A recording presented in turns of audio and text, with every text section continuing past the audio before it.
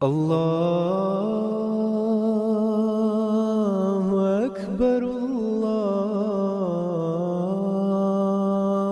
اکبر۔ خاتم النبیین کا مسئلہ سب سے زیادہ اہم اور بنیادی ہے، اور شکر ہے اب وہ سوال آ گیا، ورنہ چھوٹی چھوٹی باتیں ہو رہی تھیں۔ جس طرح مچھلی پہلے منہ مارتی رہتی ہے نا تھوڑا تھوڑا، اور پھر آخر جا کے جھپٹتی ہے، تو الحمدللہ کہ اب آپ نے بات کی صحیح جس کا مجھے انتظار تھا۔ خاتم النبیین کا لفظ توجہ چاہتا ہے اور کئی پہلوؤں سے توجہ چاہتا ہے۔ سب سے پہلی بات یہ کہ لفظ خاتم کا مطلب کیا ہے۔ اختلاف ہو گیا نا ہمارے درمیان اور دوسرے علماء کے درمیان۔ اب آپ کو عربی نہ آتی ہو تو آپ جج کس طرح بنیں گے؟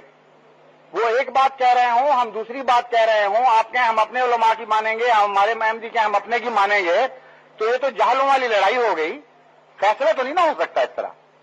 فیصلے کا طریق پہلے طے ہونا چاہیے، انصاف کے مطابق وہ طریق کیا ہے۔ جماعت احمدیہ ایک طریق پیش کرتی ہے، اگر اس پر آپ کو اعتراض ہے تو مجھے روک دیجئے کہ جناب یہ طریق غلط ہے۔ اگر وہ طریق صحیح تسلیم ہو جائے دونوں فریقوں کو کہ یہ قانون ہے لڑائی کا، آپس میں گفتگو کا، تو پھر بات خوب واضح ہو جائے گی۔ یہی مناسب طریق ہے نا۔ یہ میرا مشورہ یہ ہے جماعت احمدیہ کی طرف سے کہ فیصلہ پرانے علماء سے کروائیے بجائے نئے علماء سے کروانے کے۔ اب تو یہ فریق بن گئے ہیں، لیکن جب یہ جھگڑا شروع نہیں ہوا تھا تو وہ نیوٹرل لوگ تھے، وہ نہ ادھر کے تھے نہ ادھر کے تھے، وہ صرف اور صرف اسلام کے تھے، اور ان کا فیصلہ بتائے گا کہ خاتم کا اصل مطلب کیا ہے، نہ کہ آج کے علماء کا جو فریق بن گئے ہیں۔ کیونکہ جب وقت کا امام آیا کرتا ہے تو جب جہاں جہاں آیا ہے وقت کے علماء نے ہمیشہ اس کی مخالفت کی، اس لیے وقت کے علماء اس وقت سندی نہیں رہا کرتے۔ ہاں گزشتہ علماء، پہلی صدیوں کے علماء جو نیک تھے، بزرگ تر تھے، عالم تر تھے، ان سے پوچھئے۔ تو اس سلسلے میں کیا میری بات درست ہے یا نہیں ہے؟ درست ہے نا، اس میں تو کوئی ناانصافی نہیں۔ اب ہم واپس چلتے ہیں، لیکن علماء سے کیوں ہم بات شروع کریں؟ حضرت محمد مصطفیٰ صلی اللہ علیہ وآلہ وسلم سے کیوں نہ بات شروع کریں؟ کیا آپ نے بھی کوئی روشنی ڈالی لفظ خاتم پر؟ اگر آپ نے روشنی ڈال دی تو ساری باتیں حل ہو گئیں، کیونکہ آپ کی بات خاتم ہے، اس بات کے بعد کسی اور بات کا حکم نہیں چلے گا۔ اب سنیے حضرت محمد مصطفیٰ صلی اللہ علیہ وآلہ وسلم نے کیا روشنی ڈالی۔ آپ نے ایک موقع پر حضرت علی کو مخاطب کرتے ہوئے فرمایا، انتا خاتم الاولیاء۔ دو مقامات آپس میں ہی تقسیم کر لیے، تو ولیوں کا خاتم ہو گیا اور میں نبیوں کا خاتم ہو گیا۔ ایک ہی بریکٹ میں، ایک ہی سانس میں لفظ خاتم کو دو جگہ استعمال فرما گئے۔ اب دوسری مسلمہ بات جو میں آپ کے سامنے رکھنا چاہتا ہوں کہ گز ریشم کو بھی اس طرح ہی ناپتا ہے جس طرح کھدر کو ناپتا ہے۔ کپڑا تو بدل جاتا ہے، گز نہیں بدلا کرتا۔ تو لفظ خاتم نہیں بدلے گا، وہ اپنے معنی پورے دے گا، خواہ ولیوں پر لگ کر دے رنگ چڑھائے، خواہ نبیوں پر رنگ چڑھائے، اس کا رنگ نہیں بدلے گا، ورنہ یہ خدا کا کلمہ نہیں رہے گا۔ بس یہ بات طے ہونے کے بعد اب اس کے معنی پر غور کر لیجئے۔ حضرت محمد مصطفیٰ صلی اللہ علیہ وآلہ وسلم نے سارا جھگڑا ہی وہیں طے فرما دیا تھا۔ ہم علماء سے پوچھتے ہیں، اور آپ بھی حق رکھتے، پوچھئے ان سے جا کے کہ بھئی خاتم کا معنی کرو، تمہیں حق ہے، لیکن ہمارا یہ حق ہے کہ ثابت کرو کہ جو خاتم کا معنی تمہارا محمد مصطفیٰ کے معاملے میں پورا آتا ہے وہی علی کے معاملے بھی ماننا پڑے گا۔ جو علی کے اوپر پورا آتا ہے وہ محمد مصطفیٰ پر بھی ماننا پڑے گا، ورنہ تمہارے پیمانے بدل گئے، جھوٹے ثابت ہو گئے تم۔ اب میں کہتا ہوں کر کے دیکھیے ترجمہ، پاکستان کی اسمبلی کا پہلے کرتے ہیں ترجمہ۔ سارے علماء شامل تھے نا، اس لیے ان سب کی بات آ گئی، ہاتھی کے پاؤں میں سب کا پاؤں۔ وہ یہ کہتے ہیں، یہ علماء کا پاؤں ہے سب کا مل کے، وہ یہ کہتے ہیں کہ خاتم کا مطلب ہے خاتم النبیین کا ایسا نبی آ گیا جس کے بعد ہمیشہ کے لیے ہر قسم کی نبوت ختم ہو گئی، اور قیامت تک اب دنیا کبھی کسی نبی کا منہ نہیں دیکھے گی، اور اگر کوئی شخص لفظ خاتم کے ظاہر ہونے کے بعد کسی شخص کو نبی مانے تو وہ جھوٹا ہے اور دائرہ اسلام سے خارج ہو جائے گا. یہ ترجمہ درست ہے نا علماء نے جو کیا ہے, جو اسمبلی نے جس پر مہر لگائی ہے, یہی ہے نا ترجمہ. اب سنیے, علی کے اوپر چسپاں کر کے دیکھیے. گویا اگر یہ درست ہے تو حضور اکرم نے اعلان فرمایا کہ اے علی, تجھ پر ہمیشہ کے لیے ہر قسم کی ولایت ختم ہو چکی ہے اور قیامت تک اب میری امت میں کبھی کسی قسم کا کوئی ولی نہیں آئے گا, کیونکہ تو خاتم الاولیاء ہے اور میں خاتم النبی ہوں. خاتم کے لحاظ سے ہم برابر ہیں. میں نے نبیوں کا بیج ختم کر دیا, تو نے ولیوں کا بیج ختم کر دیا. قیامت تک اب کوئی نہیں آئے گا. اور اگر کسی نے کہا کہ میں ولی ہوں اور اگر کسی نے کہا کہ فلاں ولی ہے تو وہ جھوٹا ہوگا اور دائرہ اسلام سے خارج ہو جائے گا. کیا کیا گیا ہاتھ سے؟ نبوت نہ گئی, غلط ترجمے کرنے کے نتیجے میں ولایت بھی ہاتھ سے جاتی رہی. آگے سنیے, شیعہ علماء نے حضرت علی کو خاتم الخلفاء لکھا, آج تک کتابوں میں لکھا ہوا موجود ہے. سنی علماء نے حضرت ابو بکر صدیق کو خاتم الخلفاء لکھا, آج تک لکھا ہوا موجود ہے. تو خاتم کا ترجمہ اگر درست مانا جائے, جو آج ہم پر ٹھونسا جا رہا ہے کہ مانو نے تو قتل کرتے ہیں تمہیں, وہ اگر درست ہے, انصاف والا ہے, تو یہ مطلب بنا کہ سنی عقیدے کے مطابق حضرت ابو بکر صدیق رضی اللہ تعالیٰ عنہ صرف پہلے خلیفہ نہیں تھے بلکہ پہلے اور آخری خلیفہ تھے, اور باقی تینوں خلیفہ میں سے ایک کو بھی اگر آپ مانیں گے تو دائرہ اسلام سے باہر ہو جائے گا, کیونکہ خاتم آخری کو لے آتا ہے.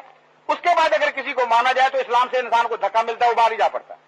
جیسا کبڈی میں دائرے سے باہر نکل جاتا ہے نا, تو اس دائرے میں خاتم ایسی مصیبت بن گیا کہ رہنے نہیں دیتا میدان میں کسی کو.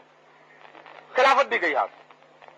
اور شیعہ عقیدے کے مطابق ایک عجیب سی بات بنے گی کہ حضرت علی اول نہیں بلکہ آخری خلیفہ ہیں, کیونکہ خاتم کا مطلب آخری ہے. یہ خام خواہ کی بحث اٹھائی ہے کہ پہلے خلیفہ ہیں.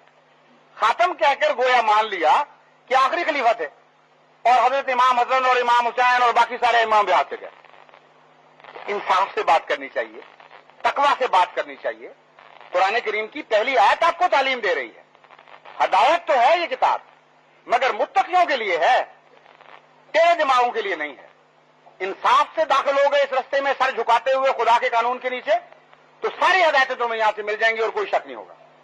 اگر تقویٰ چھوڑ کر جاؤ گے شرارت کے لیے, باتیں بنانے کے لیے, بحث کرنے کے لیے, تو اسی قرآن سے ریب ملے گا تمہیں, ہدایت نہیں ملے گی. بس قرآن اور حدیث کی باتیں ہو رہی ہوں تو تقویٰ کے مضمون کو پیش نظر رکھ کے بات کرنی پڑے گی. تقویٰ کا تقاضا ہے کہ خاتم کے مضمون کو پہلے یقین کے ساتھ طے کریں کہ کیا مطلب ہے, اور پھر اس کو اصول کے طور پر چسپاں کر کر کے دیکھیں ٹھیک بیٹھا, ٹھیک بیٹھا, ٹھیک بیٹھا کہ نہیں بیٹھا. اگر ہر جگہ غلط بیٹھے تو لفظ کا ترجمہ جھوٹا ہے نا, کہ لفظ جھوٹا ہو گیا, ترجمہ غلط ہوا ہے. اب آگے سنیے, علماء نے کہا متنبی آخری خاتم الشعراء ہے, شاعری بھی گئی نا اسلام سے, اور ابو علی سینا خاتم الاطباء ہیں, طبابت بھی گئی. کوئی ایسی فضیلت نہیں رہی جس میں گزشتہ اسلامی, آج کا نہیں کہہ رہا, گزشتہ اسلامی لٹریچر نے کسی اپنے میں سے بڑے کو خاتم نہ قرار دے دیا. تو مذہب میں باقی کیا رہا؟ یا تو کوئی طبیب ہونے کا دعویٰ کرے گا تب اسلام سے خارج ہو جائے گا, شاعر ہونے کا دعویٰ کرے گا تب اسلام سے خارج ہوئے گا, خطیب ہونے کا دعویٰ کرے گا تب اسلام سے خارج ہو جائے گا. اس مذہب میں تو رہا کچھ نہیں, کیونکہ خاتم کے غلط ترجمے نے اندھیر مچا دیا ہے محمد مصطفیٰ کی امت پر. وہی مثال بن گئی ہے جو ہے تو لطیفہ, لیکن جب یہاں چسپاں ہوگا تو سب سے دردناک کہانی بن جائے گی. کہتے ہیں ایک فقیر مانگتا ہوا کسی دروازے پہ پہنچا اور اس نے کہا کہ میرا چند ٹکوں کا سوال ہے. اس نے کہا کوئی ٹکا وکا میرے پاس نہیں ہے. اس نے کہا حضور ناراض نہ ہو, روٹی کا سوال ہے. اس نے کہا کوئی روٹی نہیں. اس نے کہا سالن دے دیجئے. اس نے کہا سالن بھی کوئی نہیں. اچھا بھائی نمک مرچ ہو وہی دے دیں. نمک مرچ بھی میرے پاس کوئی نہیں. یار پانی پلا دو. اس نے کہا پانی بھی ہے نہیں. تو پھر جب کچھ بھی نہیں ہے تو یہاں بیٹھے کیا کر رہے ہیں, اور میرے ساتھ چلو مانگنے چلتے ہیں. لطیفہ ہے وہاں, لیکن امت محمدیہ پر جب علماء یہ ظلم کرتے ہیں تو سب سے دردناک کہانی بن جاتی ہے۔ جس امت کے متعلق قرآن کا یہ دعویٰ تھا کہ کنتم خیر امت اخرجت للناس، تم وہ امت پیدا کی گئی ہو کہ ساری دنیا میں ہر بھلائی تقسیم کرنے کے لیے نکلی ہو، اس امت سے ساری بھلائیاں چھین لی مرزا صاحب کی دشمنی میں، اور تاریخ کر دیا اس گھر کو جو روشنی سے بھرا ہوا تھا۔ اس لیے انصاف کا تقاضا یہ ہے کہ خاتم کا صحیح ترجمہ کریں، پھر کوئی الجھن باقی نہیں رہے گی انشاءاللہ تعالی۔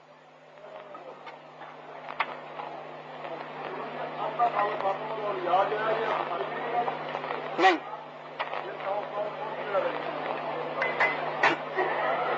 آپ پہلے یہ طے کر لیں مجھ سے کہ سوائے بخاری کی کوئی بات نہیں مانیں گے۔ نہیں، میں بتانا چاہتا ہوں آپ کو، میں بتانے لگا ہوں۔ ہاں، لیکن یہ نہیں میں نے کہا اس وقت کہ سوائے بخاری کے کچھ نہ پڑھنا، میں نے کہا تھا توفیق ہے تو پہلے بخاری لیں، باقیوں کے متعلق منع تو نہیں نہ کیا تھا۔ بیٹھ جائیں، بیٹھ جائیں۔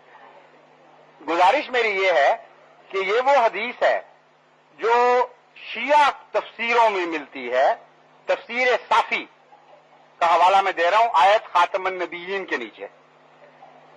یہ حدیث وہ ہے جس کے متعلق بعض دفعہ سنی کہہ دیتے ہیں کہ ہم نہیں مانتے، میں ان کو ایک جواب دیا کرتا ہوں اور آج تک اس کا جواب کسی نے نہیں دیا، وہ میں آپ کو بھی بتاتا ہوں۔ میں ان سے کہتا ہوں کہ آپ بے شک نہ مانیں، لیکن لفظ خاتم کے غلط استعمال کے متعلق آج تک کسی سنی نے اس پر اعتراض کیا تو مجھے دکھا دیں۔ یہ تو مانتے ہیں کہ لفظ خاتم کا استعمال درست ہے، یہ نہیں مانتے کہ حضرت علی کے متعلق رسول اللہ صلی اللہ علیہ وسلم نے فرمایا ہے، ورنہ پرانے علماء کہتے ہیں کہ اندھیر مچا رہے ہو، یہ ظلم ہو گیا، اس لیے غلط ہے کہ خاتم کا لفظ چسپاں ہی نہیں ہو سکتا، یہ نہیں کہتے۔ چنانچہ جب میں نے دوسری مثالیں تائید میں دے دی تو اس کا بعید ذکر ہونا باقی نہیں رہتا۔ سارے اسلامی لٹریچر کی میں نے مثالیں دی ہیں، خلاف پہلے نبی سے بات شروع کی، ولی پہ آیا، خلیفہ کی باتیں کی، تو سب مثالوں کو اکٹھا دیکھیں تو بحث کی گنجائش باقی نہیں رہتی۔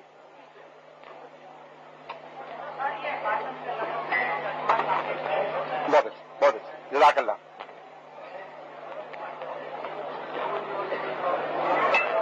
اب ایک بہت اچھا سوال ہوا ہے علمی، اور میں پہلے کہنے لگا تھا خود پھر مجھے خیال ہے کہ ایک سوال کا جواب لمبا ہو جائے، کسی اور کو موقع ملنا چاہیے۔ اچھا کیا آپ نے سوال کیا، بڑا ذہین سوال ہے، بڑا باموقع سوال ہے۔ آپ فرماتے ہیں ایک ہمارے دوست کہ اب آپ بتائیں پھر کہ خاتم کا معنی ہوتا کیا ہے؟ اگر وہ نہیں ہے تو کچھ معنی تو ہے، خاتم لفظ تو خالی نہیں نہ ہو گیا۔ اس کا جواب یہ ہے کہ لفظ خاتم تعریف کا سب سے بڑا کلمہ ہے عربی میں۔ اس کا معنی ہر پنجابی کو پہلے ہی آتا ہے، خیال نہیں جاتا کہ مجھے آ رہا ہے۔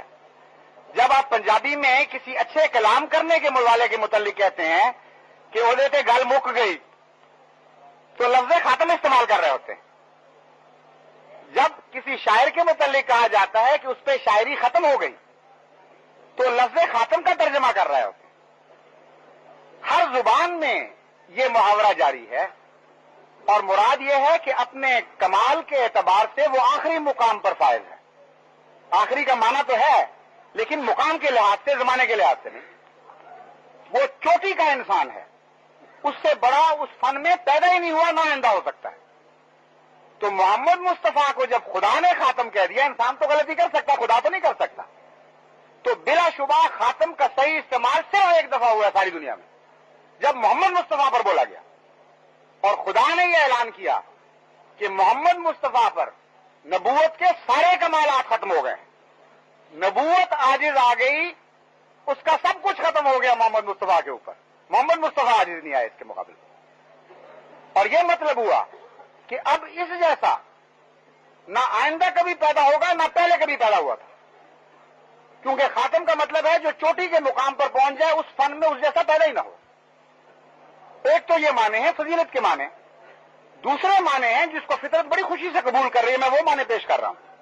خاتم کا لفظی ترجمہ ہوتا ہے مہر، اور مہر تصدیق کے لیے لگائی جاتی ہے۔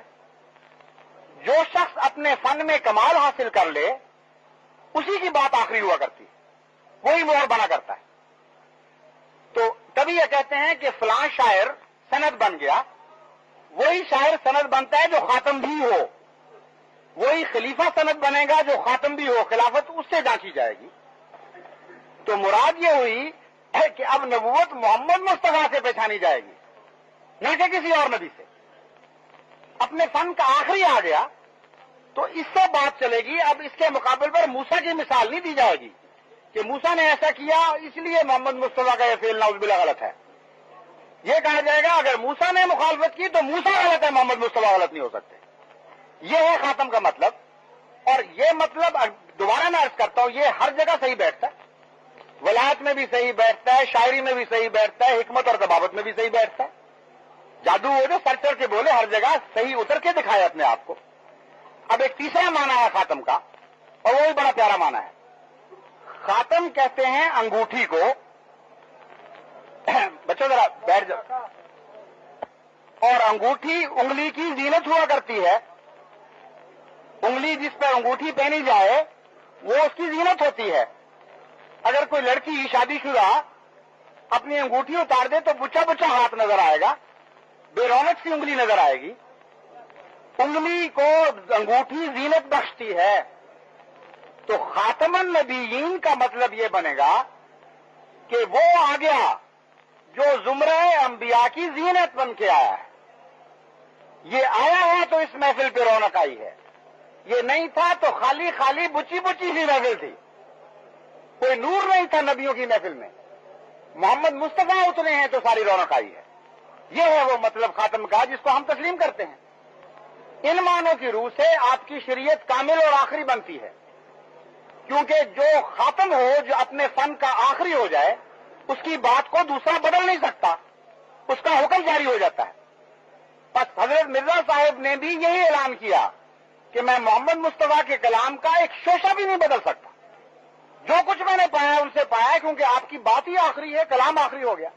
ان معنوں میں حضرت محمد مصطفیٰ کو ہم خاتم مانتے ہیں، اور یہ لفظ خاتم کا ترجمہ ہر جگہ صحیح چسپاں ہوگا، جہاں مرضی چسپاں کر کے دیکھ لیجئے۔